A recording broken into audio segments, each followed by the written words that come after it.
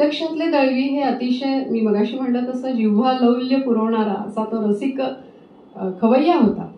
सगळं उच्च दर्जाचं, आनंदाने, समाधानी असं कुटुंब जीवन जगलेला हा माणूस साहित्यामध्ये मात्र कायम ह्या अशा प्रकारचे मानवी मनाचे जगण्याचे अंधारे कोपरे दाखवत राहिला. मराठी साहित्य विश्वातले एक मोठे नाव म्हणजे स्वर्गीय जयंत दळवी यांच्या अनेक कथा, कादंबऱ्या, नाटकं प्रसिद्ध आहेत. आज त्यांच्या या लेखन प्रवासाबद्दल डॉक्टर वंदना बोकील कुलकर्णी यांनी समीक्षण केलं. कारामित्र व्याख्यानमालेमध्ये गेले 2 दिवस आपणाला वैचारिक मेजवानी मिळालेली आहे आणि आज चतुरस्त्र प्रतिभेचा लेखक जयवंत दळवी याविषयी किंवा या संदर्भात महाराष्ट्रातील प्रसिद्ध लेखिका आणि सध्या गाजत असलेलं नाव म्हणजे डॉक्टर वंदना बोकील कुलकर्णी, ज्यांचा महाराष्ट्रामध्ये प्रत्येक शहरामध्ये वावर आहे आणि त्यांचा अभ्यास अतिशय महत्त्वपूर्ण आहे. त्या आज या ठिकाणी आपणाशी संवाद साधणार आहे.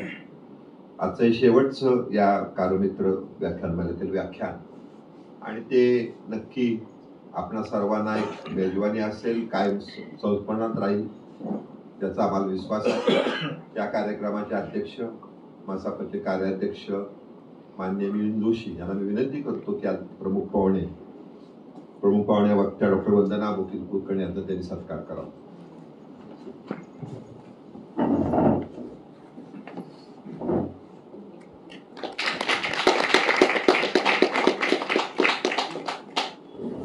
आजच्या या व्याख्यानमालेचं प्रस्तावना मसापच्या प्रमुख कार्यवाह माननीय सुनीताराजे पवार यांनी करावा अशी मी त्याला विनंती.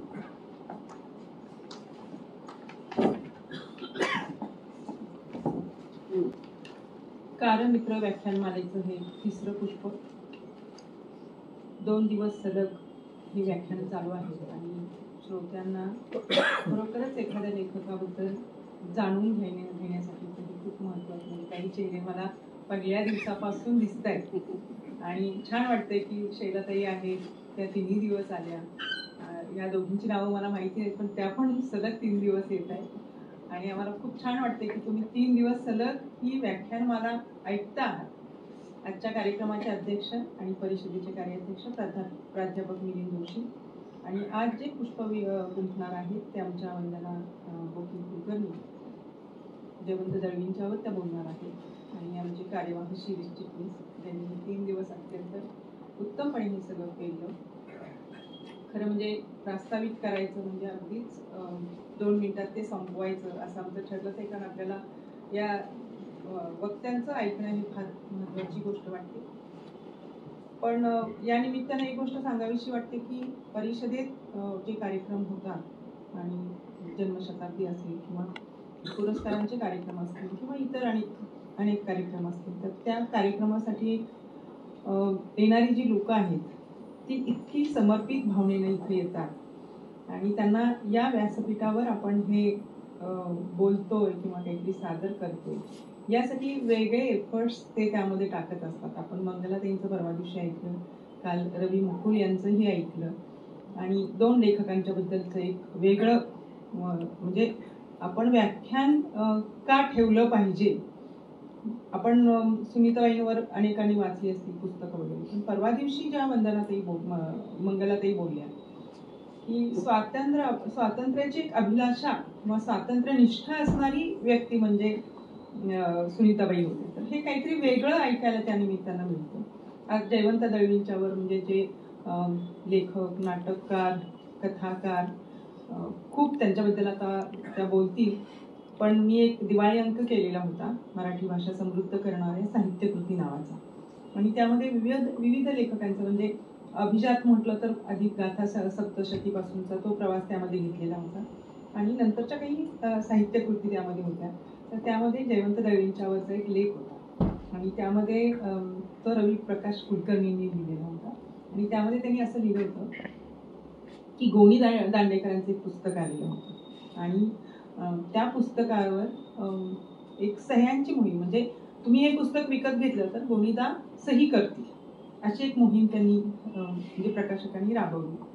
आणि ते बघितल्यानंतर मॅजेस्टिकनी पण अशीच एक योजना सुरू केली, एक आठवडाभराची जवळपास, की ज्या लेखकांचं पुस्तक तुम्ही घ्या ते लेखक सही करतील. आणि त्यांनी छान असं एक हे केलेलं होतं, म्हणजे ज्याला आपण कमांड म्हणतो, असं बॉक्स म्हणतो त्या टाईपमध्ये. बाकीचे जे लेखक होते, प्रख्यातले असतील किंवा अन्य कोणी असतील, तर ते सरळ सरळ सही द्यायचे, पण ठणठणपाळांची सही घ्यायची. तर ठणठणपाळ कोणी पाहिलेलं नव्हतं. म्हणजे आपल्याकडे टोपण नावांची परंपरा आहेच. म्हणजे कवी बी असतील, बालकवी असतील, कुसुमाग्रज असतील, केशवकुमार, कितीतरी नावं कवींनी सुद्धा घेतलेली आहेत टोपण नावं. पण जे वर्तमानपत्रामधली जी टोपण नावं असतात ती आपल्याला कळत नाही की नेमकं कोण लिहितं. जे आता ब्रिटिश नंदी असतील, सरोज चंदनवाले असतील, तर एक उत्सुकता असते की अरे हे लिहितंय कोण, आणि ती गुप्तता राखली जाते. तशी ठणठणपाळांच्या बद्दलची एक गुप्तता होती की कोण लिहिते. आणि त्यामध्ये हलकेसे चिमटे पण असतात त्या वेळेच्या ह्याच्यावर. मग ठणठणपाळांची पण सही मिळणार म्हटल्यानंतर खूप मोठ्या संख्येनं लोक मुंबईमध्ये जमली. आणि तो बॉक्स होता, त्या बॉक्समध्ये लेखक जाऊन बसले आणि खूप गर्दी बाहेर व्हायला लागली की म्हणजे ठणठणपाळ, पण ते सगळं बंद होतं. फक्त पुस्तक आत जायचं आणि सही करून पुन्हा बाहेर यायचं. पण लोकांची उत्सुकता इतकी ताणलेली होती की त्यांनी ठणठणपाळ कोण आहेत आम्हाला बघायचं, लेखकांनी बाहेर या असं त्यांनी थोडंसं हे केलं.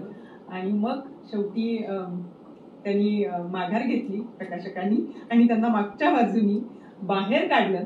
आणि मग जयवंत दळवींना बघितल्यानंतर सगळ्यांच्या लक्षात आलं की ठणठणपाळ कोण लिहिते. तर हाही एक या मागची भूमिका, एक छोटासा किस्सा आठवला म्हणून सांगितला.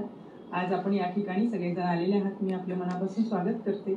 आणि वंदनाताई जयवंत दळवींच्यावर इतक्या अप्रतिम बोलतील, कारण त्यांच्या एक अभ्यासाचा धाक आहे सगळ्यांना. संवाद सेतूचं एक उत्तम संपादन करणाऱ्या निवडक मंगला गोडबोले किंवा सानियांबद्दलचं आणि पुस्तकं लिहिणाऱ्या, आणि जो विषय त्यांच्या हातामध्ये पडेल त्याचं ते सोनं करतात असं मला तरी वाटतं. आता त्यांचा एक मराठीचा सुंदर कार्यक्रम पण आहे आणि ते अभिवाचनाचे कार्यक्रम करतात, त्या बऱ्याच गोष्टी करतात. आणि एक अत्यंत अभ्यासू, संवेदनशील अशी एक व्यक्ती आज आपल्यासमोर जयवंत दळवींना वेगवेगळ्या त्यांच्या वाङ्मयी प्रकारातून आपल्यासमोर व्यक्त होणार आहेत त्या. आणि हे तिसरं पुष्प त्या गुंफणार आहेत, ते शेवटचं पुष्प आहे. पुन्हा वेगळ्या कार्यक्रमाच्या निमित्तानं आपण भेटतच राहतो. आपल्या सगळ्यांचं मनापासून स्वागत करते. मी थांबते. धन्यवाद.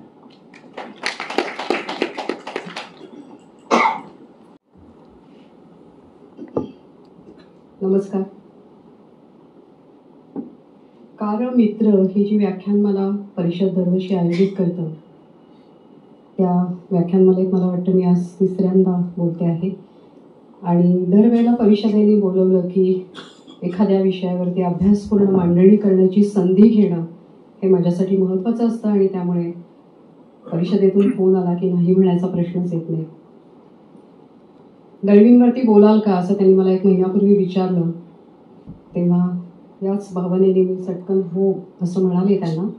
आणि मग दळवी वाचलेले असतात आपण सगळ्यांनी, त्यांची नाटकं पाहिलेली असतात, आपण ठणठणपाळच्या प्रेमात असतो, पण तरीही पाऊण तासाच्या मर्यादेमध्ये समग्र दळवी मांडायचे हे एक मोठं आव्हान आहे असं मला वाटतं. मी दळवींना पाहिलं होतं, पण मी प्रत्यक्ष भेटले कधी नव्हते. त्याचं सगळ्यात महत्त्वाचं कारण होतं की दळवी फार संकोची होते. ते सभा संमेलनांमध्ये सहसा कधी दिसत नसत. व्याख्यानं तर दळवींनी फारशी कधी दिलीच नाही. आणि आले जरी ते कुठल्या एखाद्या कार्यक्रमाला, तरी कुठला तरी कोपरा धरून दळवी बसून राहायचे.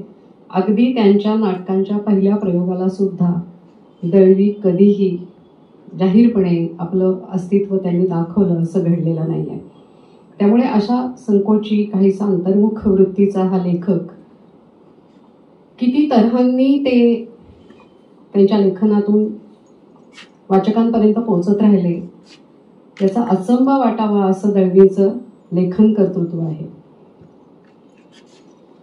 कुठल्याही लेखकाचा जन्मशताब्दीच्या निमित्ताने असा स्मृती जागर करणं ही एक महत्त्वाची गोष्ट, घटना असते. कारण काळाच्या ओघामध्ये काही गोष्टी मागे पडत जातात, विस्मृतीत जातात, आणि ते फार सहज होतं. तर त्यामुळे अधूनमधून या सगळ्याला उजाळा देणं हे मराठी वाचक म्हणून सुद्धा आपलं कर्तव्य आहे, महत्त्वाचं काम आहे असं मला वाटतं. 14 ऑगस्ट 1925 दळवींचा जन्म.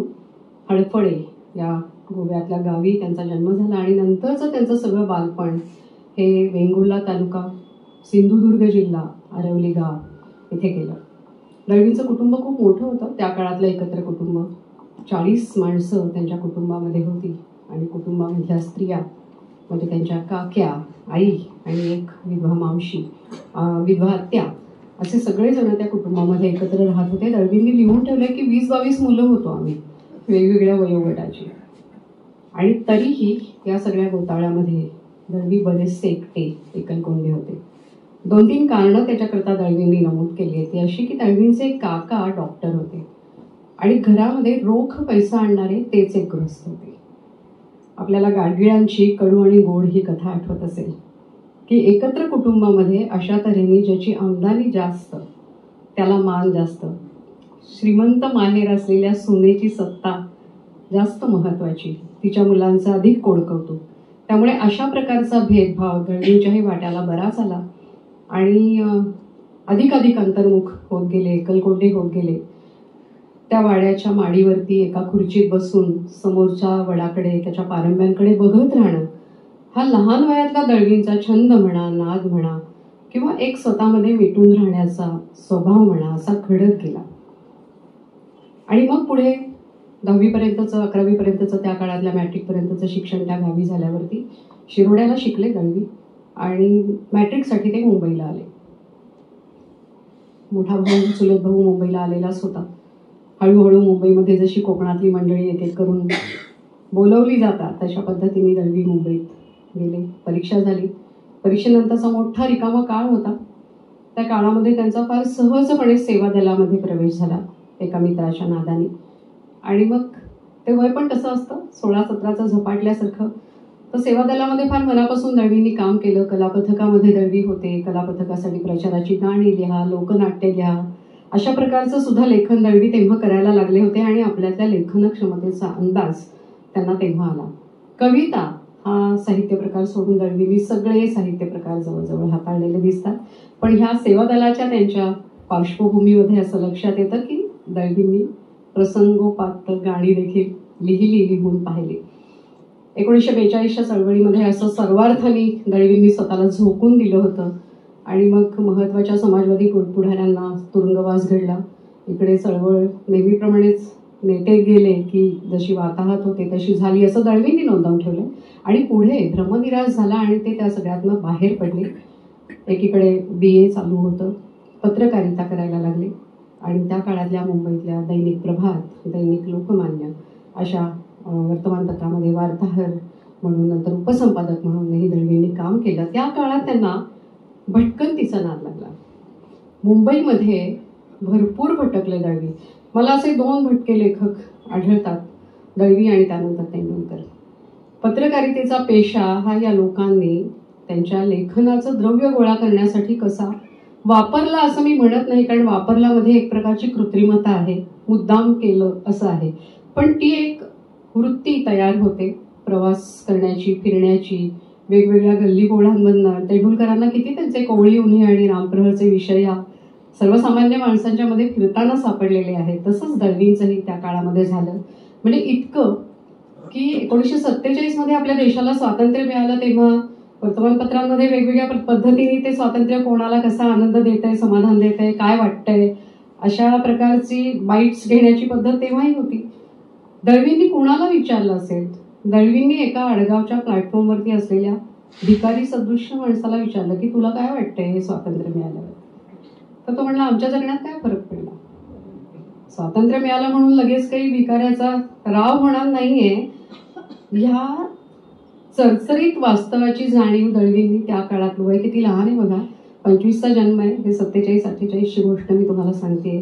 त्या वयामध्ये म्हणजे दळवींचा वेगळेपणा, विलक्षणपणा हा असा त्यांच्या मध्ये होताच असं म्हणूयात आपण. आणि मग काही ना काही कारणाने त्याच्या भोवती गोष्टी जमत गेल्या आणि लेखक दळवी आकाराला आले.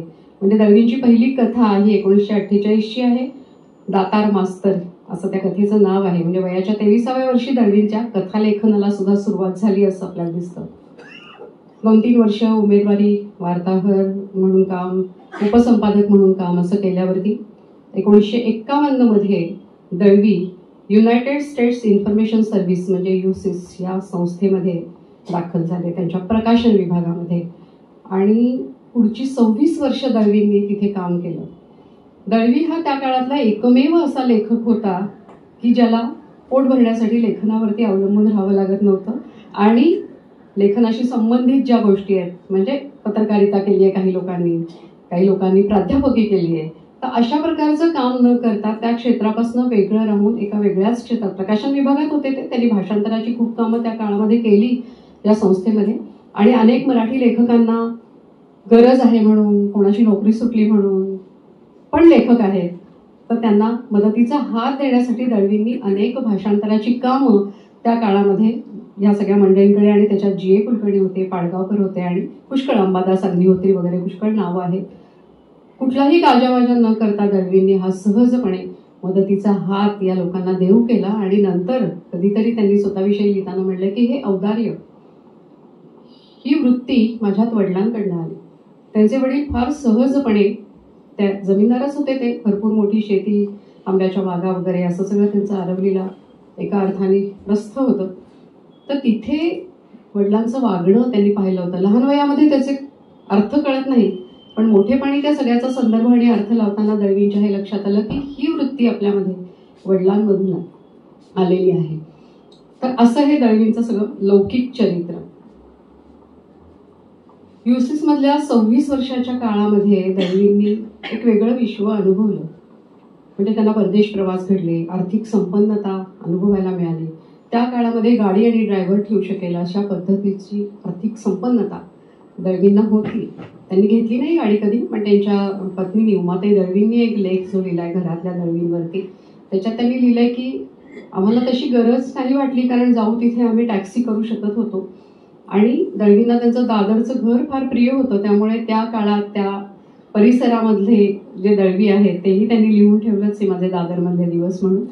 तर तिथे त्या सगळ्या वातावरणामध्ये राहत असताना आपला काहीतरी बडेजाव वेगळा दाखवावा, लेखक म्हणून आपलं लेखकत्व सारखं प्रस्थापित करत राहावं, अशा प्रकारचा काही दळवींचा स्वभाव नव्हता. आणि त्यामुळे घरामध्ये सुद्धा हा माणूस लेखक आहे याची कुठे काय म्हणतो आपण त्याला शो किंवा वातावरण निर्मिती असते की टेबल वेगळं, खोली वेगळी, शांतता राखा वगैरे अशा प्रकारचं कुठलंही वातावरण दळवींच्या घरामध्ये नव्हतं. अशा परिस्थितीमध्ये, म्हणजे उत्तम आर्थिक परिस्थिती असताना सुद्धा दळवींमधला जो एक साधेपणा आहे तोही आपल्याला इथे दिसतो. आणि मला असं वाटतं की त्याचा त्यांच्या साहित्याशी सुद्धा अतून संबंध आहे, कसा ते आपण पुढे बघूच. तर हे झालं दळवींचं एका अर्थाने लौकिक चरित्र. 16 सप्टेंबर 1994 त्यांचा किडनीच्या आजाराने मृत्यू झाला. मगाशी म्हटलं तसं वयाच्या 23व्या वर्षी पहिली कथा दळवींनी लिहिली आणि दळवींची लेखनाची जोमदार कारकीर्द नंतर बहरती राहिली सतत चढत्या क्रमाने. म्हणजे गहिवर हा त्यांचा 1956 मध्ये पहिला कथासंग्रह आला आणि तिथपासून 1995 म्हणजे दळवींच्या मृत्यू पश्चात प्रसिद्ध झालेला स्त्रीपर्व हा कथासंग्रह इथपर्यंत दळवींचे 15 कथासंग्रह. 1963 मध्ये आलेली चक्र ही कादंबरी, जिच्यावर नंतर स्मिता पाटीलनी काम केलेला चित्रपट पण तयार झाला. चक्रनी दळवींना प्रसिद्धी, पुरस्कार असं देखील मिळवून एक प्रस्थापित केलं लेखक म्हणून. त्या चक्र या कादंबरीपासून पुढे सारे प्रवासी घडीचे, स्वगत, महानंदा, धर्मानंद, अथांग, अंधाराच्या पारंब्या अशा 21 कादंबऱ्या दळवींनी लिहिल्या. बघा, निषेध केला तरी लक्षात येतं. 15 कथासंग्रह, 21 कादंबऱ्या. सभ्य गृहस्थ हो हे 1973 मध्ये आलेलं दळवींचं नाटक, विनोदी नाटक. आणि हरी अप हरी हे दुसरं विनोदी नाटक. बाकी दळवींची सगळी नाटकं ही गंभीर प्रवृत्तीची, प्रेक्षकाला अंतर्मुख करणारी, अस्वस्थ करणारी, विचारात पाडणारी अशी नाटकं आहेत. पण ही 2 नाटकं मात्र ठणठण पाळली लिहिली असावी अशा प्रकारची अतिशय ह्युमर त्याच्यामध्ये आहे. परिहास ज्याला म्हटलं जातं, विनोदाचा प्रकार एक, तशा प्रकारची ती 2 नाटकं आहेत. आणि मग संध्याछाया, बॅरिस्टर, सूर्यास्त, महासागर, दुर्गी, पुरुष, नातीगोती अशी 19 नाटकं दळवींनी लिहिली. त्यातली अनेक मंचावरती आली. विजया मेहता, माधव वाटवे यांच्यासारखे उत्तम पहिल्या फळीचे दिग्दर्शक दळवींना लाभले आणि दळवींच्या नाटककार ही नाममुद्रा कोरली गेली त्यांच्या एकूण सगळ्या कारकिर्दीत. लोक आणि लौकिक हे त्यांचं प्रवास वर्णनही प्रसिद्ध आहे आणि आत्मचरित्राऐवजी या नावाचं आत्मपर लेखांचा संग्रह प्रसिद्ध आहे. आता ह्यातले लेख सुद्धा दळवींना आत्मचरित्र कधी लिहायचं नव्हतं, कारण आत्मचरित्र कधीही खरं असत नाही असं दळवींचं मत होतं की कोणीही खरं खुरं स्वतःला सोलून काढून आपल्या आत्मचरित्रामध्ये मांडत नसतं असं त्यांचं म्हणणं होतं. त्यामुळे आत्मचरित्र लिहिण्याचा खटाटोप ते करणारच नव्हते. पण प्रसंग परत्वे कधी ना कधी त्यांना कुठल्या ना कुठल्या दिवाळी अंकाच्या कुठल्या तरी नियतकालिकाच्या संपादकांनी आग्रह केला, गळ घातली. म्हणून मग त्यांनी काही जे लेख स्वतःविषयी लिहिले म्हणजे बालपणाविषयी, मग अशी ज्या त्यांच्या काक्या आणि आईचा उल्लेख केला त्याच्यावरती त्यांचा त्या चौघीजणी नावाचा एक लेख, किंवा दादरच्या या सगळ्या परिसरावरचा त्यांचा लेख, किंवा पुलंच्या खाद्यजीवन नंतरचा गाजलेला आवडलेला रसिकप्रिय असा लेख म्हणजे मत्स्यावतार हा दळवींचा लेख, की जो त्यांनी त्यांच्या खाण्यापिण्याच्या आवडीबद्दल, विशेषतः मासळी हा जो दळवींचा अतिशय प्रिय विषय होता त्याच्यावरचा लेख, हे असे लेख त्यांनी वेगवेगळ्या कारणाने लिहिले. या सगळ्या लेखांचं संकलन संपादन करून आत्मचरित्राऐवजी हे त्यांचं पुस्तक नंतर प्रसिद्ध झालं. ठणठणपाळचा उल्लेख आत्ताच सुनीताराजे पवारांनी केला. ठणठणपाळ या नावाने दळवींनी तब्बल 20 वर्ष ललित मासिकामधून सदर चालवलं आणि भरपूर ठणठण केली त्यांनी त्या सदरातून. आणि तरीही दळवींना काय म्हणूयात आपण शत्रुत्व निर्माण झालं नाही. त्याच्याविषयी मी थोडंसं पुढे अधिक सविस्तर बोलणारच आहे. आणि परममित्र हे व्यक्तिचित्रांचं पुस्तक दळवींनी दिलं. काही ज्ञात प्रसिद्ध अशा लेखक मित्रांबद्दल आणि काही आपल्याला माहिती नसलेल्या आपण दळवींच्या स्नेही सोबत्यांबद्दलचं असं हे व्यक्तिचित्रांचं पुस्तक आहे. ही एवढी सगळी दळवींची साहित्य संपदा.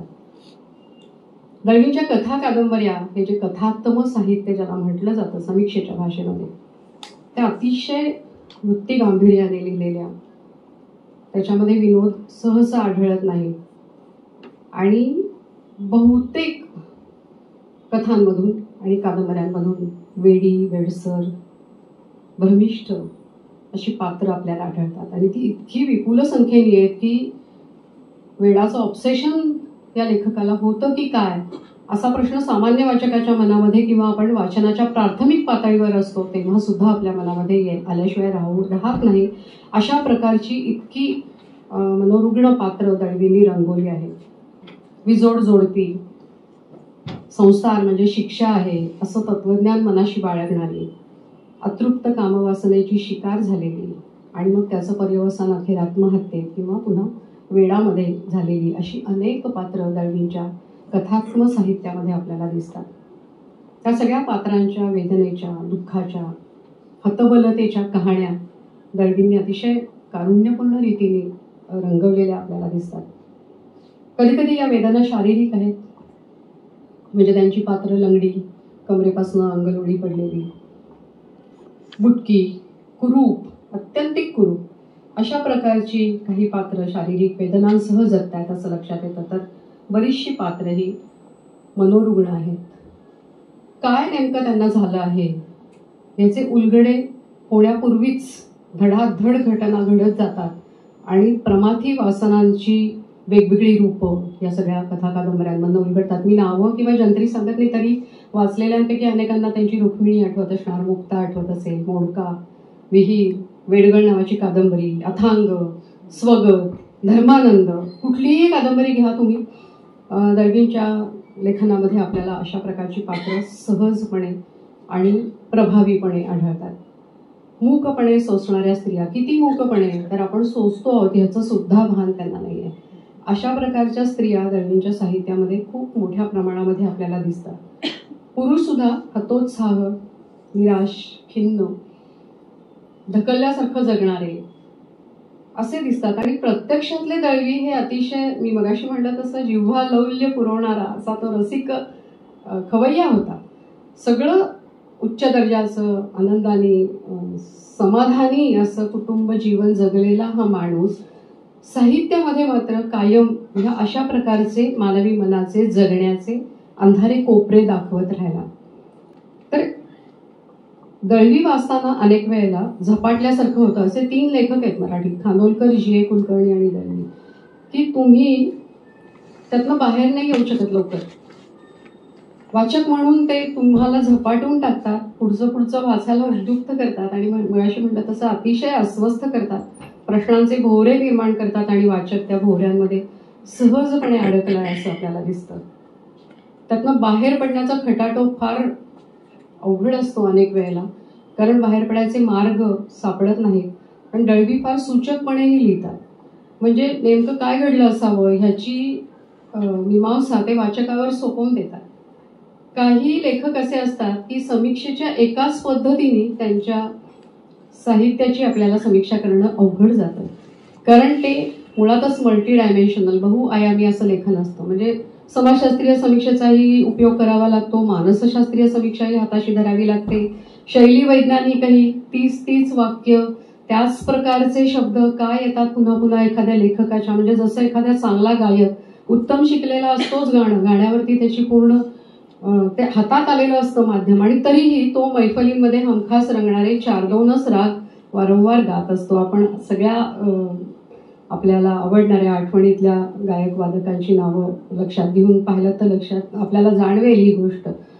तसं अफाट जग वास्तव कल्पनेपेक्षा अद्भुत आहे, आणि तरीही एखाद्या लेखकाला एखाद्या विशिष्ट आशयसूत्रांनी इतकं झपाटून का टाकावं, जसं तेंडुलकरांना हिंसा, जसं जी.ए. कुलकर्णींना नियती आणि तिच्या एकूण प्रभावामुळे मानवी आयुष्याची झालेली दुर्दशा, उत्तरच नाहीत असे पडणारे प्रश्न, तसं दळवींना माणसाची कामप्रेरणा, अतृप्त लैंगिकता, लैंगिक भावना ह्याचा एक खूप मोठा पगडा त्यांच्यावरती होता. आणि ह्याचं कारण दळवींच्या बालपणामध्ये जाऊन आपल्याला शोधता येतं.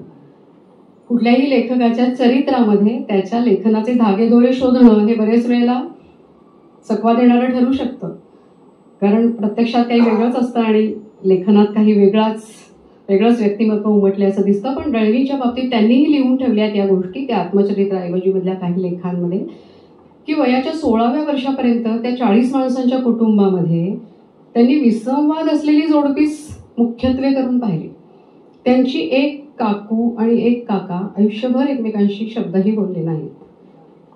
ते काका नंतर भ्रमिष्ठ झाले आणि घरात पूर्वीच्या काळी खांब असायचा ना, वासे आणि आधाराचे खांब, त्या एका खांबाला ते उभे राहायचे धरून, एक पाय वर घेऊन एकाच पायावरती हठयोग्यासारखे ते कुठेतरी दूरवर दृष्टी लावून बघ, आणि हे बघायचे लहान वयामध्ये. ह्या ज्या दृश्य प्रतिमा मनावरती खूप मोठा प्रभाव गाजवतात, तसं ते दृश्य त्यांच्या मनावरती दळवींच्या अनेक वर्ष कोरल्यासारखं होतं. त्यांची आई, वडील संध्याकाळी वेतोबाच्या देवळात जायला निघाले की लहानग्या दळवींना त्यांच्याबरोबर मुद्दाम पाठवायची.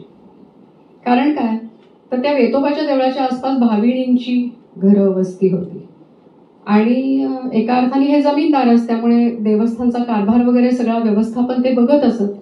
त्यामुळे स्वाभाविकपणे त्या देवस्थानच्या आसपास आणि देवस्थानावरती ज्यांचा निर्वाह चालतोय अशा भाविणी वगैरे त्यांच्याशी काही बोलायला सांगायला येत. तर घरी आल्यावरती दळवींची आई त्यांना खाजगी आवाजात विचारत असे की कोण भेटलं होतं, काय म्हणलं, ती भेटली होती का, ही भेटली होती का, मग हे काय म्हणाले. तर 8-9 वर्षाच्या दळवींच्या हे लक्षात येत नसे, पण पुढे जाऊन त्यांनी वैवाहिक संबंधांमधला हा जो संशयाचा घटक आहे त्यामुळे काय घडू शकतं याच्या काही कथा लिहिल्या. कुठल्याही लेखकाचं लेखक म्हणून जे द्रव्य घेणं असतं ना, रॉ मटेरियल, ते पुष्कळ वेळेला त्याच्या लहानपणीच्या जगण्यामध्ये अनुस्यूत असतं. काय पाहिलंय त्या प्रतिमांचे, त्या दृश्यांचे अर्थ कळत नाहीत, त्या संवादांचे अर्थ कळत नाहीत. काहीतरी कानावर पडलेले असतात तुटक वाक्य, गावामध्ये काहीतरी कोणीतरी पळून गेलंय, कोणाचं तरी काहीतरी झालंय, कोणीतरी विहिरीत जीव दिले, अशा प्रकारच्या घटना आसपास खूप घडत होत्या. आणि बघा तुम्ही जेवढ्या लहान जगामध्ये तुम्ही राहता तेवढ्या त्या जगाचे सगळे बारकावे तुम्हाला समजतात. तुम्ही जेवढ्या विस्तृत पटावरती जगता तेव्हा आपोआपच ह्या सगळ्या चपळपणे निघून जातात प्रतिमा, त्यातल्या काहीच तुमच्या मनावरती प्रभाव गाजवतात किंवा खोलवर राहतात.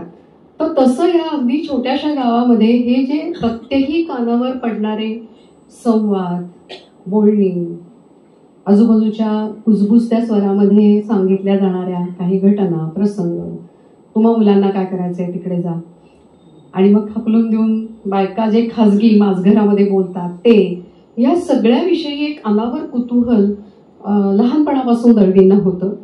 आणि मी मगाशी म्हटलं तसं ते एकलकोंड्या वृत्तीने, अंतर्मुखतेतून ह्या सगळ्याकडे अधिकाधिक विचार करणं. तो तसा का वागला, ती वेडी का झाली, तो अमुक अमुक माणूस तसाच का आहे. घरामध्ये सुद्धा ही काकींचे जे नाती आहेत ती, त्यांच्या घरातली जी सोवळी आत्या होती ती ह्या मुलांमध्ये खूप भेदभाव करायची, त्याची कारणं, असं पुष्कळ काही त्यांच्या मनामध्ये एक प्रकारचं काय म्हणू आपण खळबळ, ती सगळे घेऊन दळवी मोठे झाले. आणि लिहिणं सुरू झाल्यावरती दळवींनी असं लिहिलंय की माझ्या मनातले हे जे तळाच्या तळाशी असलेले असंख्य ताण होते त्या सगळ्याचा निचरा माझ्या साहित्यात होत राहिला. विरेचन ही पाश्चात्य साहित्याचं एक प्रयोजन मानली गेलेली थिअरी आहे, कॅथार्सिस असं त्याला म्हणतात. आपल्याला शोकांतिकेच्या संदर्भात तिचा उल्लेख कधीतरी ऐकलेला आठवत असेल. म्हणजे मंचावरती किंवा चित्रपटावर मध्ये काहीतरी खूप शोकात्मक असं घडतंय, आपण घळघळा रडतोय आणि तरीही बाहेर आल्यानंतर आपण दुसऱ्याला शिफारस करतो की फार सुंदर आहे बघ. तर हा आपल्याही मनातला म्हणजे प्रेक्षक वाचकाच्या मनातल्या सुद्धा विरेचनाचा एक मार्ग असतो, शोकांतिकांचं वाचन किंवा त्यांचं बघणं, त्यांचं प्रेक्षक असणं. तर ह्या प्रकारचं विरेचन माझं होत होतं, ती माझी कदाचित गरज असावी असं दळवींनी नोंदवून ठेवलंय. त्यामुळे आपल्याला दळवींच्या साहित्याकडे जाण्याचा एक रस्ता त्याच्यामध्ये नक्की सापडतो. युंग हा जो मानसशास्त्रज्ञ होता त्यांनी अशी थिअरी मांडली होती, सेपरेशन, डेथ आणि रिबर्थ हा कोणत्याही सर्वसामान्य माणसाचा प्रौढ होण्याचा, आत्मविकासाचा मार्ग आहे. कशापासून सेपरेशन? तर जीवनाच्या एका टप्प्यावरती आलेले तुमचे जे अनुभव असतात त्या अनुभवांमधनं स्वतःला मोकळं करणं, डिटॅच करणं, अलिप्त करणं, हे सेपरेशन. त्यानंतर मग जीवनक्रमाचा असा जो टप्पा आपल्या आयुष्यात घडून गेलाय, कटू असतील, सुखाचे असतील, जे काय अनुभव आहेत जे तीव्रपणे मनामध्ये आहेत, त्या सगळ्यांचं एका अर्थाने आपणच मृत्यू घडवून आणणं. म्हणजे थोडक्यात काय तर ते पूर्ण काढून टाकणं मनातून आणि मग नव्या टप्प्यावरती स्वतःचा उदय झाला आहे हे अनुभवणं किंवा तो उदय करून घेणं. आता बरेच वेळेला सर्वसामान्य माणसं जी नॉर्मल जीवन जगतात त्यांचं सगळ्यांचं हे घडतच असतं. म्हणजे ठीक आहे, ते तेव्हा घडून गेलं. कुणी काय त्या लहानपणाच्या गोष्टी उराशी कवटाळून फक्त तेच जगत नाही राहत, आपण ते मागे टाकतो आणि पुढची कालक्रमणा सुरू करतो. सर्वसामान्यपणे घडतं, पण लेखकाला अनेक वेळेला हे जाणीवपूर्वक करावं लागतं.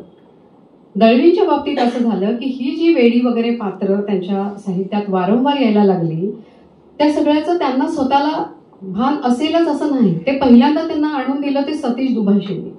सतीश दुभाषी हे जे नामवंत अभिनेते होते ते एकदा दळवींच्याकडे गेले आणि त्यांनी त्यांना सांगितलं की अहो, तुमच्या लक्षात येत आहे का की तुम्ही तुमच्या प्रत्येक कथेत, कादंबरीत, नाटकात अशा प्रकारची वेडी विकृत पात्र रंगवत आहात, एक दिवशी दळवी तुम्हाला वेड लागेल. तर दळवींनी सुरुवातीला ते हसण्यावरही नेलं, पण दुभाषी फार गंभीर होते. ते म्हणाले अहो असं नाही, हे खरंच सांगतो मी, कारण लेखक जेव्हा एखादं पात्र रंगवतो तेव्हा तो पुष्कळ वेळेला त्या पात्राचं जगणं जगत असतो. तो त्याच्यासारखा विचार करतो, त्याच्या लकबी लिहिताना त्याच्या समोर ते पात्र जिवंत असं घडायला लागतं. तर तुम्ही सातत्याने हा जो वेड्या पात्रांचा सगळा पट रंगवत आहात, त्याच्याने तुमच्या मनावरती परिणाम होऊन खरंच दळवी असं होऊ शकतं, तुम्ही ताबडतोब एखाद्या मानसशास्त्रज्ञाला भेटा. दळवींनी दुभाषी गेल्यानंतर खरंच याचा गंभीरपणे विचार केला आणि त्यांच्या लक्षात आलं रिकलेक्ट करताना की खरंच आपण खूपच जास्त वेडी पात्र लक्षात यावी तेवढी रंगवतो आहोत. तर मग दळवी गेले मानसशास्त्रज्ञाकडे. ते काय बोलणं बिळणं सगळं झालं सांगून निघून, आणि मग निष्कर्ष काय निघाला तर ब्लड प्रेशरसाठी सर्पगंधा नावाचं एक औषध दळवी घेत होते. त्यामुळे त्यांना काही हल्ल्यासारखं वाटणं, थोडंसं असं मध्ये ट्रान्समध्ये गेल्यासारखं वाटणं असं घडत होतं. ते औषध बंद केल्यावरती ते सगळं थांबलं.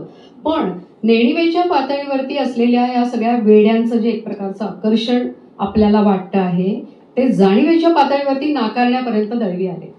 म्हणजे त्यांनी असं लिहून ठेवलंय की एखादं वेडा पात्र माझ्या कथानकात यायला लागलं की मी थांबायचो, मी स्वतःला सूचना द्यायचो की नाही, मग दुसरं काहीतरी लिहिणं, वेगळं काहीतरी काम करणं, असं करून त्यांनी जाणीवपूर्वक, म्हणजे मला हेही खूप दळवींचं मोठेपण वाटतं की एका प्रकारे उकलून दाखवणं आहे आपली निर्मिती प्रक्रिया काय आहे ती, आणि मग ते थोडं थोडं प्रमाण कमी झालं असं त्यांचं म्हणणं आहे. पण शेवटपर्यंत आपल्याला असं दिसतं की दळवींच्यामध्ये, आणि ती प्रभावी आहेत सगळी. काय ती वेडी पात्र, त्यांच्या लकबी, त्यांचं बोलणं, ते मधूनच त्यांचं अत्यंत तर्कसुसंगत बोलणं.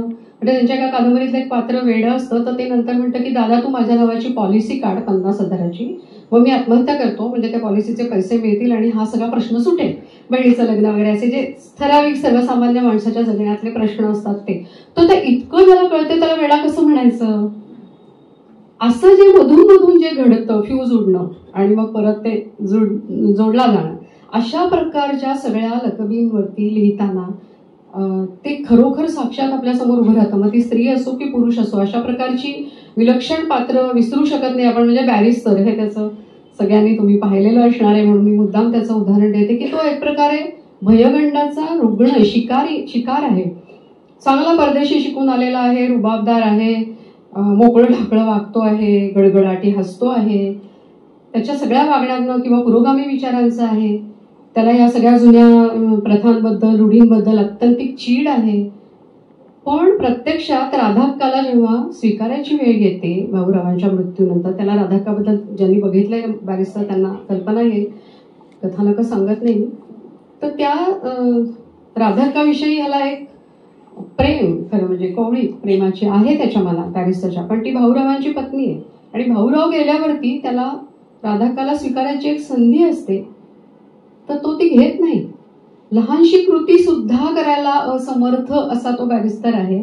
आणि मग ती एक प्रतिकात्मक अशी खुर्ची मंचावरती बॅरिस्टर नाटकामध्ये आहे की त्याचे जे पूर्वज आहे, ज्यांना एका विशिष्ट टप्प्यावरती वेड लागलाय, ते भ्रमिष्ट झाले, ते त्या खुर्चीत जाऊन बसतात आणि शेवटच्या प्रवेशामध्ये तो बॅरिस्टर सुद्धा त्या खुर्चीत बसतो आणि मावशीबाई डोक्याला हात लावतात की झाला आता हा पण त्याच मार्गाने. तर हे जे सगळं विविध स्तरातल्या शैक्षणिक, आर्थिक, वेगवेगळ्या पात्रतेच्या माणसांमध्ये असणारा हा जो भ्रमिष्टपणा आहे, हा दळवींनी फारच प्रभावीपणे मांडलाय. आणि मला वाटतं की दळवींची मोठी स्ट्रेंथ आहे की अशा प्रकारे अशा माणसांच्या जगण्यातले इतके काळोखे कोपरे त्यापूर्वी फारसे कधी मराठी साहित्यामध्ये इतक्या संख्येने, इतक्या प्रभावी पद्धतीने आले नव्हते.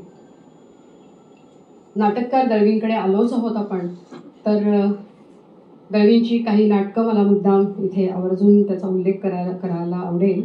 की मगाशी मी म्हटलं तसं नाटक लिहून पाहावं असं काही दळवींना वाटत नव्हतं. तेंडुलकरांनी त्यांना उद्युक्त केलं नाटक लिहायला, आणि मग दळवी आधी एकांकिका आणि मग नंतर नाटक लिहायला लागले. सभ्य गृहस्थ हे मगाशी म्हटलं तसं 1973 आलेलं त्यांचं नाटक, एकमेव किंवा ते हरिअफरी, 2च फक्त विनोदी, बाकीची सगळी अत्यंत गंभीर नाटकं. म्हणजे संध्याछाया ही सगळी अलीकडच्या म्हणजे फार अलीकडच्या नाही, पण इथे जो प्रेक्षक वर्ग बसला त्यांचा वयोगट लक्षात घेता ही त्यांनी बघितलेली असण्याची शक्यता आहे की एकटं वृद्ध जोडपं प्रेक्षकांना खिन्न पण करतं, पण त्याच वेळेला एका वेगळ्या अनुभवाची समृद्धी देऊन संपन्न आणि शहाणं सुद्धा करतात. महासागरमध्ये तर मुंबईतल्या एका मध्यमवर्गीय चाळीतलं चित्र दळवी उभं करताना एक मध्यमवर्गीय कुटुंब, त्यातला तो आपल्या कुटुंबाला सुखी आणि समाधानी ठेवण्यासाठी धडपडणारा कुटुंब प्रमुख, पॉलिसी विकणारा आहे तो, दिवसभर वणवण करून घरी येतो, त्या कुटुंबासाठी कष्ट उपसणारी त्याची पत्नी, घरामध्ये असणारी सासू जुन्या विचारांची वगैरे, कटकटी काकू आणि त्याचा एक वेडसर झालेला भाऊ की ज्याला एका खोलीमध्ये कोंडून ठेवले, ती खोली कायमची गेलीच आहे वापरात. अशा प्रकारच्या त्या कुटुंबामध्ये काय काय घडामोडी घडतात. आणि मग ते महासागर नाव सुद्धा इतकं समर्पक चपखल वाटतं की एखाद्या सागरामध्ये गटांगळी खाता खाता दमछाक होऊन कसं बसं किनाऱ्यावर धापा टाकत यावं, तशा प्रकारचं त्याचं ते जगणं दळवींनी फारच प्रत्येकारी रीतीने नाटकामधून मांडलं. म्हणजे नाटकाचं तंत्र हे कसं कसं विकसित होत गेलं दळवींमध्ये, त्याच्यासाठी हे उदाहरण मुद्दाम मी दिलं. बॅरिस्टरचं तर आत्ताच आपण बोललो. आता बघा तुम्ही, मध्यमवर्गीय चाळीतून बॅरिस्टरचा वाडा कसं बदलत जातं, किंवा सूर्यास्तमध्ये एका आलिशान फ्लॅटमध्ये सगळं कथानक घडतं. दळवी हा काही सामाजिक म्हटला जावा असा लेखक नव्हे. म्हणजे ज्या प्रकारची सामाजिक विधानं लेखनामध्ये अपेक्षित असतात, सामाजिक प्रकारचं लेखन करणारा लेखक आहे असं म्हणताना तसं दळवीमध्ये दिसत नाही. पण ही पात्र ज्या स्तरात वावरतात जगतात तो जो स्तर आहे त्या स्तराचं चित्रण दळवी इतकं सूक्ष्मपणे इतक्या बारकाईने तपशिलातून करतात की चित्रदर्शी तर ते होतच, पण दुसऱ्या बाजूनी त्या पात्राचा इतिहास भूगोल तो ज्या भूमीवर उभा आहे जिथून तो आला आहे ते सगळं साक्षात करण्यामध्ये या सगळ्या सामाजिक दर्शनांचा वास्तवाच्या तपशिलांचा सगळ्याचा उपयोग खूप मोठ्या प्रमाणावर होताना दिसतो. जसं चक्रमध्ये झोपडपट्टीतलं विश्व दिसतं, चित्रपटात तेवढं दिसत नाही. दळवींनी तो आक्षेप पण नोंदवला आहे की सगळे क्लोजअप्स घेतल्यामुळे लॉंग शॉट मधनं दिसणारी झोपडपट्टी ही त्याच्यामध्ये फारशी येऊ शकलेली नाहीये. तर आता हे बघा तुम्ही की काय दिसायला हवं हे लेखनातून मांडलंय पण चित्रपटात नाही आलेलं. आणि चक्रच्या बाबतीतलं तर त्यांचा असा निराशा पण होती की त्यांना विचारलंच नाही कोणी शेवटपर्यंत. म्हणजे नंतर त्यांना कबूल केलेले करारातले पैसे मागून घ्यायला लागले. चक्रला पारितोषिक वेगवेगळ्या स्तरांवरचं प्रदर्शन आंतरराष्ट्रीय स्तरांवरच्या महोत्सवात व्हायला लागल्यावरती इतकी म्हणजे पण तरी कटुता न ठेवता दळवींनी फार सहजपणे त्यांच्या नेहमीच्या पद्धतीने तो सगळा प्रसंग नोंदवून ठेवलेला आहे. अजून एक गोष्ट मला मुद्दाम सांगावीशी वाटते की दळवींच्या कथा कादंबऱ्या नाटकं सगळ्या लेखनातली जी पात्र आहेत त्या सगळ्यांचं दुःख हे वैयक्तिक पातळीवरचं दुःख आहे. हा एकीकडे दळवींवरती घेतला जाणारा आक्षेप पण आहे, पण त्याच वेळेला ह्या वैयक्तिक दुःखाच्या ज्या परी दळवी दाखवतात आणि त्याची मुळं कुठे असतील याचं सूचन करतात ते मात्र मराठी साहित्यामध्ये अभिनव वेगळं असं होतं, ज्याचा उल्लेख मी मगाशी केला की दबलेल्या कामप्रेरणा आणि त्याच्या भोवतीच वेगवेगळे आकार दाखवणारं लेखन करणं ही फार महत्त्वाची गोष्ट दळवींनी केली. दळवींचं अजून एक वैशिष्ट्य मला नोंदवायला आवडेल की एखादी कथा लिहून त्यांना त्यांचं समाधान व्हायचं नाही. म्हणजे पुन्हा पुन्हा ते पात्र त्यांच्या मनामध्ये येत राहायचं. लिहिलं आणि हाता वेगळं झालं मना वेगळं झालं असं घडत नसे. तर मग दळवी अनेकदा कथेची कादंबरी कादंबरीचं नाटक असा सुद्धा प्रवास म्हणजे अंधाराच्या पारंब्यावरनं बॅरिस्टर म्हणजे समाधान होत नसे म्हणजे काय तर अजून काहीतरी सुचतंय कारण ते पात्र अजून मनात आहे, त्या पात्राचं सगळं जगणं मनामध्ये आहे असं घडायचं. आणि मग हेही करणारे फार कमी लोक लेखक आहेत की ज्यांनी आपल्याच कथेची कादंबरी कादंबरीचं नाटक असं केलेलं आपल्याला दिसतं. ठणठणपाळकडे येते. मगाशी उल्लेख केला तसं 20 वर्ष तब्बल हे सदर त्यांनी ललितमध्ये लिहिलं. केशवराव कोठाळ्यांच्या मृत्यूनंतर त्यांना असं वाटलं की केशवरावांचं म्हणणं होतं या प्रकारचं तर नको आता थांबवूयात आणि मग त्यांनी ते थांबवलं. पण तरी आलाणे फलाणे काय साष्टांग नमस्कार विनंती विशेष अशा प्रकारची सदरं सुद्धा त्यांनी ललितसाठी लिहिली. त्या काळातल्या साहित्य व्यवहारामधली एकही छोटी मोठी घटना दळवींच्या लेखणीतून सुटली नाही. साहित्य संमेलन असो की एखाद्या छोट्या मोठ्या पुस्तकाचा प्रकाशन समारंभ, कुठल्या तरी लेखकाची जयंती मयंती, कुठल्या तरी पुरस्काराच्या निमित्ताने मिळालेला काही त्याचा केलेला सत्कार सन्मान, कोणतीही साहित्य व्यवहारातली घटना असो दळवींच्या लेखणीत म्हणजे ठणठणपाळच्या लेखणीत असं म्हणूयात ती आलीच. आणि गंमत अशी आहे की इतक्या सगळ्या त्या काळात हयात असलेल्या लोकांच्या वरती लिहून सुद्धा दळवींना सहसा त्यांची लेखणी बेताल झाली नाही, तिचा तोल गेला नाही आणि त्यांना फारसं कधी क्षमायाचना वगैरे करावी लागली नाही. 1-2 प्रसंग आहेत असे, पण दळवींच्या मनाचा उदारपणा असा की त्यांनी ताबडतोब जाहीर माफी क्षमायाचना केली. उदाहरणार्थ दीपू चित्रे त्यांच्याबद्दलचं एक मी वाचून दाखवणारे म्हणजे कळेल की दीपूंना का राग आलेला असेल. त्या पुवा चित्रे दीपूंचे वडील. तर ह्या प्रकारची निर्विष अशी विनोदी लेखणी ही चिमी जोशींनंतर मला वाटतं दळवींची की खरोखरच त्यांना कधीही अशा प्रकारचं काहीही म्हणजे मुळात मनामध्येच नसायचं की ह्यांचे पाय ओढा त्यांना हे करा. साधी खेळीमेळीमध्ये केलेली टिंगल पण ती करत असताना दळवींची विचक्षणता अशी की त्या माणसाचं बरोबर नेमकं ज्याला आपण वीक पॉईंट म्हणतो ना मर्मस्थान ते हेरून त्याच्यावरती त्यांनी ते लोकांच्या नजरेस आणले. आणि सत्यकथा मौज आणि भागवत बंधू विष्णुपंत भागवत आणि श्रीपू भागवत या दोघांवरती तर सर्वात जास्त ठणठणपाळचं लेखन आहे. आणि भागवत खरेच सुजन होते, पण तरीही सत्यकथेवरच्या आणि मौजेवरच्या कुठल्याही टीकेला, म्हणजे सत्यकथेतच फक्त आकड्यांची मोड होऊ शकते इथपासून ते सत्यकथेचे अंक जाळण्याचा जो एक मोठी घटना घडली तिथपर्यंत असंख्य विषय दळवींना सत्यकथेने पुरवले, ठणठण पाळला पुरवले असं म्हणूयात आपण. ही जी टिंगलटवाळी दळवी करायचे, टपल्या मारायचे, त्या सगळ्यांमधून दळवींच्या मनातला आणि त्यांच्या लेखणीतला एक विनोदी, सहजपणे हसत खेळत हे सगळं मांडण्याचा जो एक कौशल्य असतं ते सगळं दिसत गेलं. एक छोटासा उतारा मी ज्याचा उल्लेख केला तो दाखवते वाचून.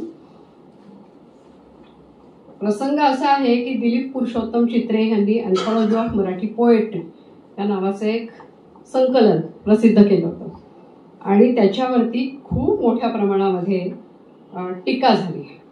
2 अतिशय वाभाडे काढणारी परीक्षणं छापून आली आणि ते सगळं घडल्यावरती दळवींनी असं लिहिलंय ठणठणपाळमध्ये की ऑगस्ट 1969च्या अंकात मराठी पद्याचा विंग्रजी अवतार या शीर्षकाचं एक टिपण मी लिहिलं. दिलीप पुरुषोत्तम चित्रे यांनी भाषांतरित आणि संपादित केलेल्या अँथॉलॉजी ऑफ मराठी पोएट्री 1945 ते 1965 या संग्रहावरती ते टिपण होतं. आणि मग महाराष्ट्र टाइम्समध्ये ज्ञानेश्वर नाडकर्णींनी सुद्धा भरपूर झोडपलं.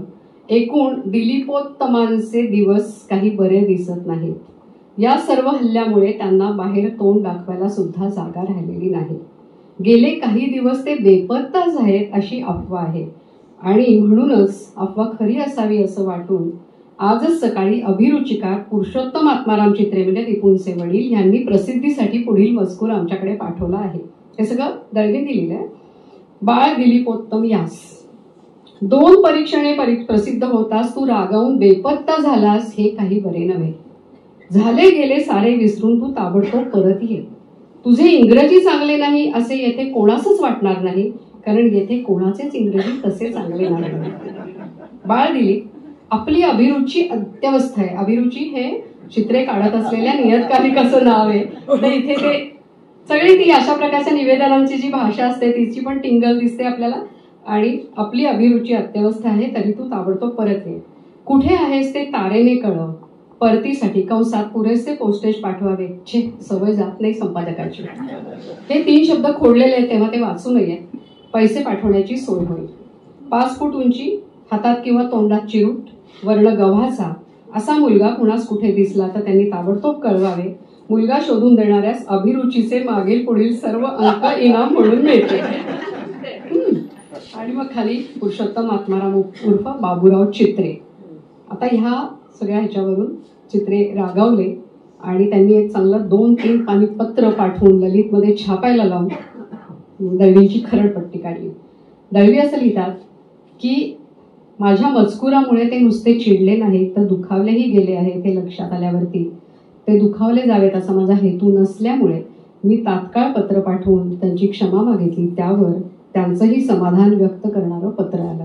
मी मगाशी ज्या दिलदारीचा आणि एक स्वभावातला जो उमदेपणा आहे त्याचा उल्लेख केला त्यासाठी हा परिच्छेद मुद्दाम वाचून दाखवला. तर असा हा दळवींचा ठणठणपाळ मुळातूनच वाचावा, कधीही भरपूर हसावं असा मगाशी म्हणलं तसं चिवी जोशींच्या परिहास या विनोदाचा अत्यंत उत्तम वापर दळवींनी या ठणठणपाळमध्ये केला असं आपल्या लक्षात येतं. दळवींच्या कथांमधल्या वेड्या विकृत पात्रांवरती जसं दुभाषींना जाणवलं तसंच अनेक समीक्षकांनाही जाणवलं आणि तो एक मोठा आक्षेप दळवींवर घेतला गेला.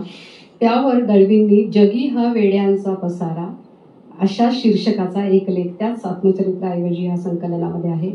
त्यामध्ये त्यांनी ही सगळी पात्र त्यांना कशी भेटली आणि जणू काही या वेड्या लोकांशी माझा ऋणानुबंध असावा अशी ती माझ्या मार्गामध्ये आपोआप येतात.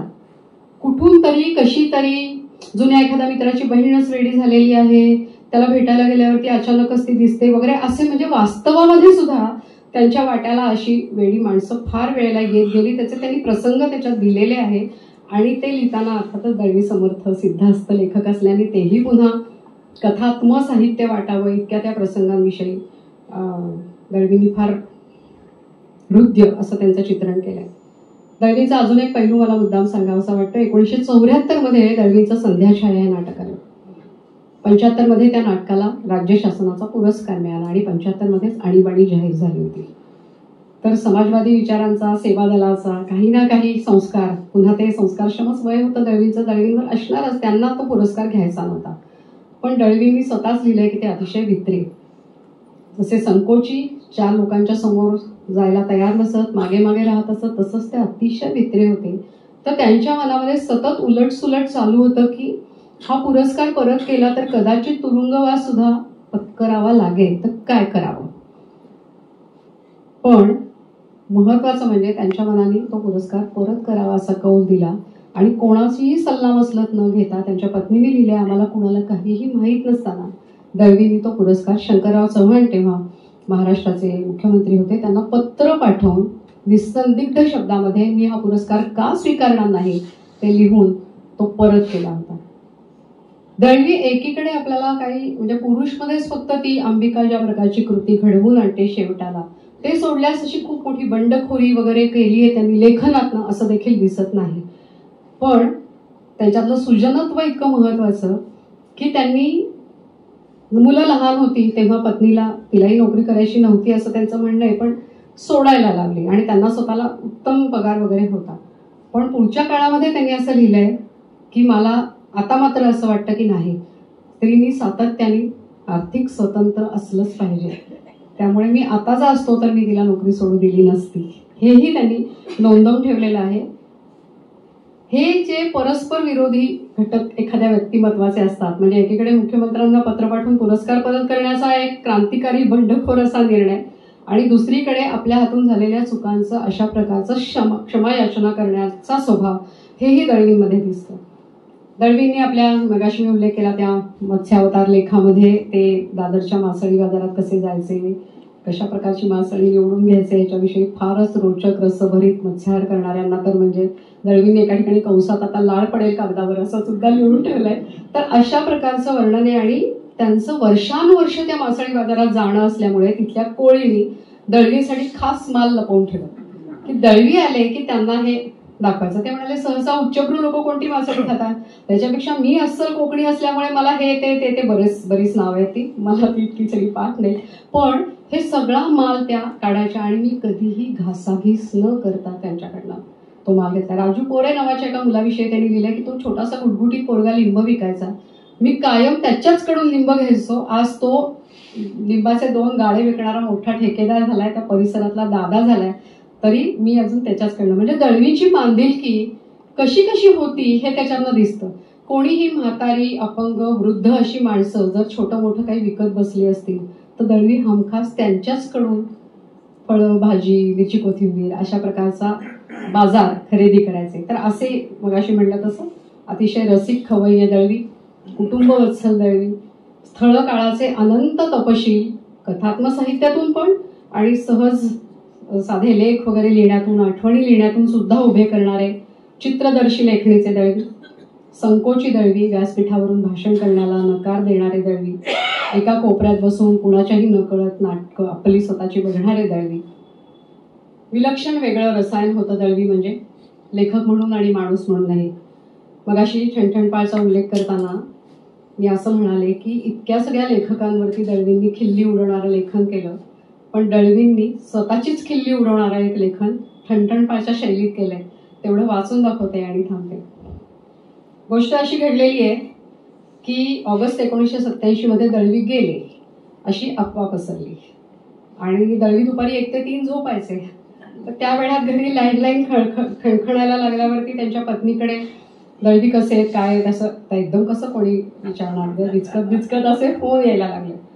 2-3 फोन महत्वाच्या लोकांचे, लेखकांचे वगैरे आल्यावरती उमाताईंना लक्षात आलं की काहीतरी गडबड आहे आणि म्हणून त्यांनी दळवींना उठवलं आणि सांगितलं काय आहे ते. मध्यंतरीच्या काळात महाराष्ट्र टाइम्समधनं वगैरे असे 3-4 महत्वाच्या ठिकाणाहून प्रतिक्रिया वगैरे घ्यायला येतात, काय झालं विचारायला येतात, तसे फोन. त्या सगळ्या शैलीची भरपूर टिंगल दळवींनी या लेखात केली. आपुले मरण पाहिले म्या डोळ्यात, त्यातला छोटा अंश वाचून दाखवते. मी उठून फोनपाशी बसलो. हा फोन होता माझे प्रकाशक मॅजेस्टिकचे तुकाराम शेठ कोठावळे. हॅलो, मी तुकाराम कोठावळे. आणि ते फोनवर हसत होते. काय झालं? मी कसलाच विनोद न करता ते हसत होते याचं मला फार आश्चर्य वाटलं. अहो, बाहेर गडबड चालली आहे. कसली? तुम्ही गेल्याची. पुन्हा हसले. गेल्याची? हो, तुम्ही मयत झाल्याची बाहेर मोठी अफवा उठली आहे. आणि ते परत हसू लागले. अहो मग तुकाराम शेठ, तुमचा लेखक मेला आणि तुम्ही हसताय काय? नाही हो, आत्ताच मला अशोकचा फोन आला, म्हणजे अशोक कोठावळे, त्यानं तुम्ही हयात आहात म्हणून सांगितलं म्हणून हसतोय. पण 1 वाजल्यापासून सारखे आम्हाला फोन येत आहेत. म्हटलं अजून आम्हालाच काही ठाऊक नाही. तर म्हणतात कसे, तुम्ही त्यांचे प्रकाशक आणि तुम्हाला माहित नाही हे कसं? आणि ते पुन्हा हसायला लागले. माझं मरण हा आता हसण्याचा विषय झाला होता की काय? ते बरोबर आहे म्हणा, तुम्ही माझे प्रकाशक, तेव्हा मी मेलो तर तुम्हालाच आधी कळणार, कारण लाकडांचा खर्च तुम्हीच करणार ना. मीही हसत म्हणालो. त्यावर तुकाराम शेठ मोठ्यांना हसले. बहुधा आता लाकडांचा खर्च पडणार नाही म्हणून हसले. फोन ठेवताना त्यांनी मला सल्ला दिला की आता थोडा वेळ फोनपाशी बसून राहा. मी बसलेला फोनपाशी. माझ्यासमोर मीच झोपलो होतो, डोळे मिटून. नाकात कापसाचे गोळे, छातीवर हाताची घडी, हातात पेनही राहू नये म्हणून बोटात बोटे गुंतवलेली. हे कुणाचं डोकं कोणतं? कपाळाच्या पलीकडे बाळ सामंत, सुभाष भेंडे, मधु मंगेश कर्णी, हे गायक वादकांचं कोंडाळ बसलंय भजनी मंडळासारखं. त्याचं काय आहे, आमच्या पार्ट्या होत तेव्हा बाळ सामंत गाणं करत, गाऊन दाखवत, सुभाष भेंडे त्यांना साथ देत आणि मधु मंगेश माझ्या टकलावरती तबला वाजवत. आज माझं टक्कल उपलब्ध नसणार म्हणून त्यांनी खरा मृदुंग आणला आहे आणि भजनी कलाकार भजन म्हणतायत, आम्ही जातो अमुच्या गावा, अमुचा राम राम घ्यावा. मग सगळ्यात शेवटी दामू केंकऱ्यांचा फोन आला. दामू केंकरे हे प्रसिद्ध नाट्य दिग्दर्शक, मुंबईच्या ENT वगैरे संस्थांसाठी त्यांनी आणि दळवींची काही नाटकं केलेली. दामू, मी मेलो म्हणून दामूंच्या आवाजात कसलाच फरक नाही, दुःखाची छटा नाही, निर्विकार तंबाखू मिश्रित अनुनासिक बोलणं. आणि बोलण्याचा थाट हा असा, अरे काय हे, मी स्मशानात जाऊन भाषण करून आलो आणि तू जिवंतच? मग मी कुणाच्या प्रेतासमोर बोललो? दामूशी बोलून अखेर मी फोन खाली ठेवला. खूप थकलो होतो, कारण माझी प्रेतयात्रा खूपच जास्त लांबली होती. त्यानंतर 2च दिवसांनी मी बॅग भरली आणि 2 आठवड्याकरता गावी गेलो. कारण मला खात्री होती की मी बाहेर गावी गेलो नसतो तर माझ्या साहित्यिक मित्रांनी माझ्याकडे माझ्या 13व्याच्या जेवणाचा हट्ट धरला असता आणि मग मात्र मी खराखुरा मेलो असतो. धन्यवाद.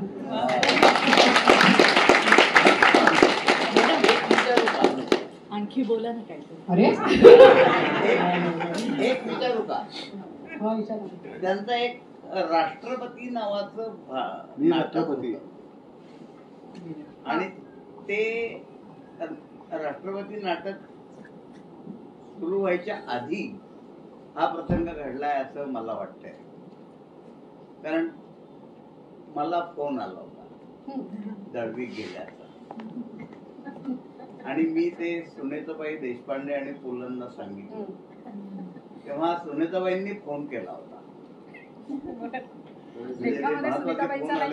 काही जणांचा आणि मी थोडा अंश वाचला, बराच म्हणजे हे राष्ट्रपतीच्या नाटकाच्या काळातलं असेल का आधी? कारण नंतर मग असं कळालं 87 साल असं त्यांनी नोंदवून ठेवलंच आहे. तोच काळ आहे. तोच काळ.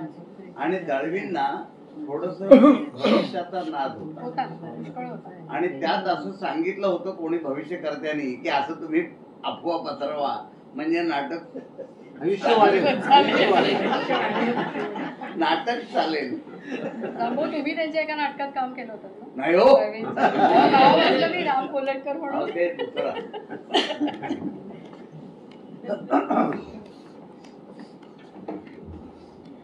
आज कारामित्र व्याख्यानमालेमध्ये ज्यांनी अखेरचं पुष्प गुंफलं त्या डॉक्टर वंदना बोकील कुलकर्णी यांनी जयंत दळवी यांच्या व्यक्तिमत्वाचे आणि साहित्याचे अनेक पैलू या ठिकाणी उलगडून दाखवले. आत्ता मृत्यू संदर्भातला दळवींचा लेख त्यांनी वाचला, पण दळवी अतिशय मिश्किल होते. म्हणजे आपल्याला माहिती आहे की रवींद्र पिंगे हे मराठीतले अतिशय शैलीदार लेखक आणि विशेषतः कोणीही एखादा मोठा साहित्य विश्वातला लेखक किंवा कवी गेला की त्यांच्यावरचा मृत्यूलेख हे रवींद्र पिंगे लिहित असत. म्हणजे ते काय एकतर वर्तमानपत्राला तत्परतेने लिहून द्यावं लागतं आणि कमीत कमी शब्दामध्ये, त्यामध्ये पिंगेंचा हातखंडा होता. तर दळवी जाण्यापूर्वी काही दिवस पिंगे त्यांच्याकडे गेले तर दळवींनी त्यांना विचारलं की पिंगे तुला एका मृत्यूलेखाचे किती मिळतात? तर दळवींनी सांगितलं मला 225 रुपये मिळतात. त्यांनी खिशामध्ये हात घातला, 100च्या 3 नोटा त्यांना दिल्या आणि म्हणाले मी गेल्यानंतर मृत्यू लेख लिहून नका. हे रागिणी पुंडलिकांनी अक्षर मैत्री नावाचं त्यांचं जे पुस्तक आहे त्यामध्ये ही नोंदवलेली गोष्ट आहे. आणि आता मृत्यूचा हा विषय निघाला म्हणून मी सांगतो, पण मला सुद्धा ग्रेस यांनी श्रद्धांजली वाहिलेली आहे हयात असताना आणि इथेच पत्र पाठवलेलं आहे. तर हे सगळं साहित्य विश्वामध्ये घडतं, पण दळवींचं एक वेगळेपण होतं, विशेषतः ज्याचा उल्लेख वंदना बोकील यांनी केला की उपहासापेक्षा परिहासाला प्राधान्य देणारं त्यांचं जे लेखन होतं, की त्यामुळं ते बोच करणारं किंवा जखमा करणारं नव्हतं, तर ते गुदगुले करून हसवणारं होतं. आणि त्यावेळेसचा सगळा समाज हा साहित्य केंद्रीय होता, दुसरं कुठलंही आकर्षण नव्हतं, मनोरंजनाचं साधन नव्हतं. त्यामुळे साहित्य विश्वामध्ये कुठलीही छोटीशी गोष्ट घडली तर त्याचं प्रतिबिंब हे ललित मधल्या ठणठण पाळमध्ये उमटत होतं. म्हणजे आज त्या प्रकारचं सदत आहे, वेगळ्या प्रकारचं लिहिणारी मंडळी आहेत, पण त्याला तितका प्रतिसाद मिळत नाही कारण समाज साहित्य केंद्री राहिलेला नाही, हे त्यामधलं एक मुख्य कारण आहे. तर मराठी साहित्यातलं प्रतिभेचं असं लखलखतं शिखर ज्याला आपण म्हणू ते म्हणजे जयंत दळवी. आणि दळवी नेहमी कायम म्हणत असत की मी शाळेमध्ये असताना 3 काळ शिकलो होतो, भूतकाळ, वर्तमान काळ आणि भविष्यकाळ, पण साहित्य क्षेत्रामध्ये आल्यानंतर मी 4था काळ शिकलो तो म्हणजे पडता काळ. त्यामुळे कायम वडीलधाऱ्यांना असं वाटत असतं की आता कोणीही तेवढ्या ताकदीचं पुढच्या पिढ्यांमध्ये राहिलेलं नाही. तर आता सर्व गोष्टींना त्यांच्या सर्व साहित्य प्रकारांमधले जी आशय केंद्र आहे त्याला अगदी मार्मिकपणाने वंदना बोकील यांनी स्पर्श केला. पण मला एक गोष्ट जाणवते की दळवींच्या एकूण साहित्यातलं जे पुरुष संवेदन आहे ते अतिशय टोकदार आहे. म्हणजे पोटाच्या भुके इतकीच कामप्रेरणा ही आदिम आहे आणि जीवनाच्या व्यवस्थापनामध्ये कामभावनेचं व्यवस्थापनही तितकंच महत्वाचं आहे.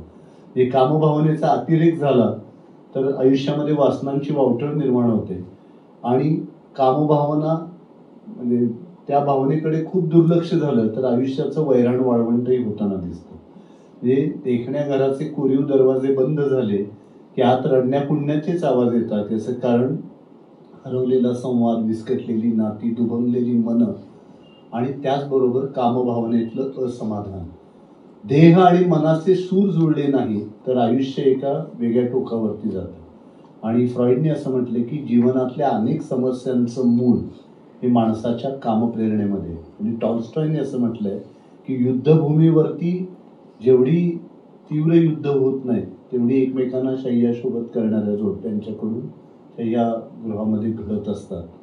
तर हे लैंगिकतेचं मानवी जीवनामध्ये असलेलं महत्त्व आणि त्याची होणारी हेळसांड, ज्या प्रकारचे आयुष्यामधले पेच माणसाच्या वाट्याला आलेले आहेत किंवा ज्या प्रकारचं एक दान नियतीने त्या माणसाला दिलेलं आहे, त्यामध्ये या भावनांची होणारी जी हेळसांड आहे ती मला वाटतं की हा इतका धारिष्ट्याचा विषय होता. विशेषतः दळवींचं लेखन ज्या काळामध्ये येत होतं तो संबंध काळ जर आपण विचारामध्ये घेतला तर या लैंगिकता आणि नैतिकता यांच्यामधला जो संघर्ष आहे आणि टोकदार असं पुरुष संवेदन हे मला दळवींच्या नाटकांमधलं एक वैशिष्ट्यपूर्ण असं वाटतं. आणि विशेषतः आज माध्यमांतराविषयी खूप चर्चा केली जाते, पण दळवींच्या बाबतीमध्ये ते फार सहजतेनं घडत होतं. म्हणजे त्यांनी जी नाटकं लिहिली ती बरीचशी नाटकं त्यांचं कथालेखन आणि कादंबरी लेखन ज्यांनी वाचलंय त्यांना लक्षात येईल की बरीचशी नाटकं त्यांच्या कथा आणि कादंबऱ्यांवरती आधारित आहेत. म्हणजे स्वतःच्या कथा आणि कादंबऱ्यांचा नाटकांसाठी अतिशय प्रभावीपणे वापर दळवींनी केला. त्याचा उल्लेख जर करायचा झाला तर सभ्यग्रस्त होई त्यांचं नाटक त्याच नावाच्या कथेवरती आधारित आहे. वाट ही सरेना या कथेवर संध्या छाया, अंधाराच्या पारंब्या या कादंबरीवर बॅरिस्टर, अथांग या कादंबरीवर महासागर, सावद्या या कादंबरीवर दुर्गी, वेडगळ या कादंबरीवर मुक्ता, हरी अप हरी हे नाटक कृष्णलीला या कादंबरीवर आणि सूर्यास्त, पुरुष, पर्याय, किनारा, कालचक्र ही स्वतंत्र नाटकं आहेत आणि ती कोणत्याही कादंबरीवर अथवा कथेवरती अवलंबून नाही. तसं एकाच वेळी ही स्वतंत्र निर्मिती आणि दुसरं म्हणजे आपल्या साहित्य कृतीचं कथाबीज हे पुढच्या निर्मितीसाठी वापरणं ही सुद्धा एक प्रकारची अनोखी प्रयोगशीलता माध्यमांतरातली ती आपल्याला दळवींच्या या सबंध साहित्यकृतीमध्ये दिसते. आणि विशेषतः वंदना बोकील कुलकर्णी यांनी जो एक मुद्दा मांडला की माणूस ज्या वातावरणामध्ये घडतो त्या वातावरणाचा एक परिणाम त्याच्या व्यक्तिमत्वाच्या जडणघडणीवरती होतो असतोच. आणि एकत्र कुटुंबामध्ये त्यांची सगळी जडणघडण झाली. घरामध्ये 30-40 माणसं, त्यात वेडी माणसं, लाल अलवण नेसणाऱ्या त्या विकेशा स्त्रिया, नाना प्रकारची माणसं, ते सगळं त्यांच्या मनाच्या तळाशी साठलेलं होतंच. पण दुसरीकडे काळाच्या ओघामध्ये जी काही स्थित्यंतरं घडत होती त्याचं सुद्धा अतिशय प्रभावी चित्रण विशेषतः मला संध्या छायामध्ये जाणवतं की तो संबंध काळ जर आपण बघितला तर एकत्र कुटुंब पद्धती संपत चाललेली होती, विभक्त कुटुंब पद्धती सुरू झालेली होती. ज्या कुटुंबामध्ये 6-6 मुलं दाम्पत्यानं असायची तिथे 2 मुलांवरती संसार येऊन थांबलेला होता. आणि त्यामध्ये एक मुलगा परदेशामध्ये गेला, त्याचा आनंद सुरुवातीला की मुलगा परदेशामध्ये गेला, दुसरा सैन्यामध्ये तो गेला जातो म्हणजे त्याचा मृत्यू होतोय. तर या पार्श्वभूमीवरती जे भावनिक एकटेपण आहे ते इतक्या टोकाचं होतंय. आणि मग पती पत्नींच्या मध्ये एक संवाद होतोय की आपल्या दोघांच्या पैकी कुणाचं काय झालं तर दुसऱ्याचं काय होणार. तर या प्रश्नाने वेढलं जाणं की जो आजच्या काळातला एक फार कळीचा प्रश्न आपल्याला वाटतोय. तर हे सगळं काळाच्या ओघामध्ये घडलेलं जे स्थित्यंतर आहे किंवा ती जाहिरात दिली जाते की आजी आजोबा म्हणजे आई वडील दत्तक घेणे आहे, तर या प्रकारचं चित्रण म्हणजे केवळ बालपणी मनाच्या तळाशी जे काही साचलं तेच वर येऊन त्यातून साहित्य निर्मिती झाली असं नाही. तर काळाच्या ओघामध्ये जी सगळी राजकीय, सामाजिक, धार्मिक ही सगळी स्थित्यंतरं घडत होती त्याचंही प्रतिबिंब हे आपल्याला दळवींच्या एकूण साहित्यामध्ये प्राधान्याने दिसतं.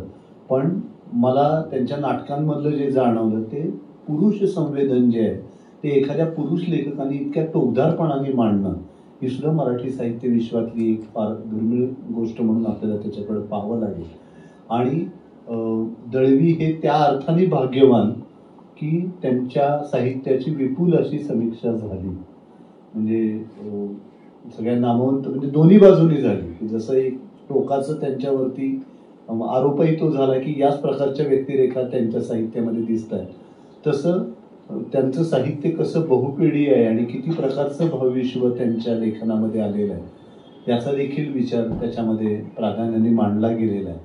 तर काळाला पुरून उरणारे असे जे काही लेखक आहेत त्यामध्ये आपल्याला जयंत दळवींचा आवर्जून उल्लेख करावा लागेल. जन्मशताब्दी वर्षाच्या निमित्ताने त्यांचं स्मरण साहित्य परिषदेला या व्याख्यानाच्या निमित्ताने करता आलं याचा मला अतिशय आनंद होतो. आज मानसी मागेकर आपल्याकडे या ठिकाणी उपस्थित आहे. आपण उभ्या राहा. त्यांनी दळवींच्या साहित्यावरती PhD केलेली आहे आणि आपण हे प्रबंध सुद्धा जरूर वाचावा आणि दळवींच्या साहित्यावर सुद्धा एक उत्तम कार्यक्रम त्या करतात. या जन्मशताब्दी वर्षात आपल्याला तो कसा करता येईल इथे त्या दृष्टीने सुद्धा आपण निश्चित प्रयत्न करूया. तर 3 दिवसाच्या या व्याख्यानमालेला आपण सर्व रसिकांनी अतिशय उत्तम असा प्रतिसाद दिला त्याबद्दल आपण सर्वांना मी धन्यवाद देतो. आणि वंदना बोकील कुलकर्णी या अतिशय नव्या पिढीतल्या जाणत्या अशा समीक्षक आणि व्यासंगी अभ्यासक आहेत. त्यांनी आमचं निमंत्रण स्वीकारलं आणि हे व्याख्यान उत्तम रीतीने दिलं.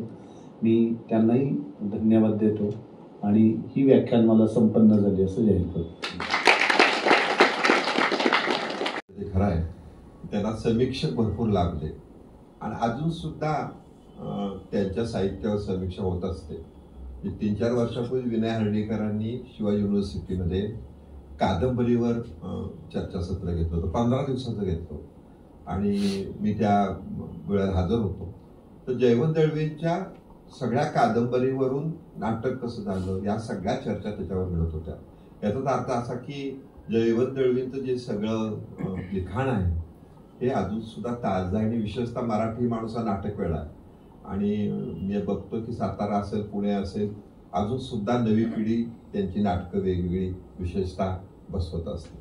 आणि मला महत्वाचं एक वाटलं की त्यांच्या मुलाचं मध्यंतरी माझ्या वाचनात आलं की त्यांनी लिहून ठेवलेलं आहे की ते जेव्हा दिल्लीला नोकरी लागली गिरीश दळवी तेव्हा त्यांना 1,80,00,000 एक चेक मिळाला होता त्यांच्या कंपनीचा, ज्याची ऑर्डर काहीतरी 18 कोटीची होती. तर तो चेक दळवींनी आपल्या मुलाकडून मागून घेऊन तो अगदी न्याहाळून बघत होतो. याचा अर्थ एका बाजूने असा होतो की त्याने आयुष्यभर पैशाला विशेष महत्व दिलं नाही, साहित्याला विशेष महत्व दिलं आणि लोकांशी निगडीत सगळं साहित्य त्यांच्या माध्यमातून निर्माण झालं. विशेषतः नाटकाच्या माध्यमातून त्यांनी जे झालं, कादंबरीच्या माध्यमातून नाटकं झाली आणि असेल, पण अजून सुद्धा ही नवी पिढी जी आहे, जे आपण म्हणतो नवी पिढी साहित्यिकाशी जुन्या जोडली जात नाही, पण ह्यांच्या नाटकाच्या माध्यमातून मात्र नवी पिढी ही कायम जोडली गेलेली आहे. आज या कार्यक्रमावर विशेषतः सचिन भुसारे उपस्थित आहेत. नाडगोळकरांच्या कथांचं वाचन त्यांनी केलेलं होतं. शैला मुकुंद गेले 3 दिवस इथे येत आहेत. राम कोलटकर येत आहेत 3 दिवस होळीने.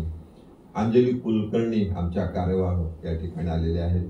नुकताच त्यांचा गौरव झाला, त्यांचा एक पुरस्कार देऊन सत्कार झालेला आहे.